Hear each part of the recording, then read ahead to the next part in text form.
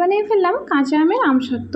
এতটাই মজার যে কি বলবো আপনাদের, আপনারা অবশ্যই এই প্রসেস ট্রাই করবেন। তার জন্য আমি নিয়ে নিলাম 4টে আম।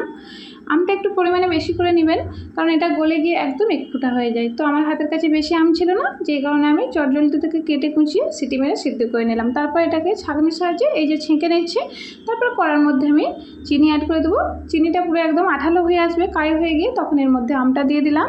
দিয়ে নাড়াচাড়া করে কালার ফুড একটু অ্যাড করে দিলাম, কালারটা যাতে সুন্দর লাগে দেখতে। তারপরে এখানে চিলি ফ্লেক্স, নুন আর সাদা জিরে অ্যাড করে দেবো, আর একটু গোলমরিচ গুঁড়ো অ্যাড করে দেবো। কারণ ঝালটা মিষ্টি আমসত্ত্বটা আমার বেশি ভালো লাগে, শুধু মিষ্টি আমসত্ত্বটা ভালো লাগে না, তাই যে কারণে এটা করলাম। জিরেটা দিলে আরও টেস্টটা বেশি হয়। তারপরে একটা ডিশের মধ্যে এটাকে আমি তেল ব্রাশ করে নিলাম, আর 5 থেকে 7 মিনিট এটাকে ভালো করে ফুটিয়ে নেবো। কড়া থেকে পুরো ছেড়ে আসবে, নিচেও বসে যাবে না। তখন এই পর্যায়ে এটাকে নামিয়ে নিয়ে এই যে সেটিং করতে দিয়ে দেবো।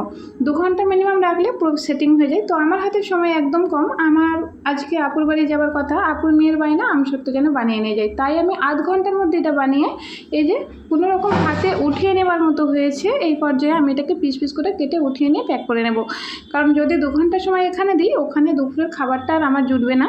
তাই যে কারণে চটজলদি আমি এটা বানিয়ে ফেললাম। আমার হাতের আমসত্ত্ব নাকি ওর ফেভারিট, আর আমার বাড়ির বাচ্চাদের বা আমার বাচ্চাদের খুবই প্রিয় আমার হাতের এই আমসত্ত্ব। বছরে আমি একবার হলেও এটা বানিয়ে রাখি, আর বেশি পরিমাণে করে বানাই, যাতে বেশি দিন ধরে একটু ওরা খেতে পারে। তো ভালো লাগলে আপনারা এই প্রসেসে অবশ্যই ট্রাই করবেন, আর ভালো লাগলে একটা সাবস্ক্রাইব করবেন, আমার পাশে থাকবেন। আল্লাহ হাফেজ।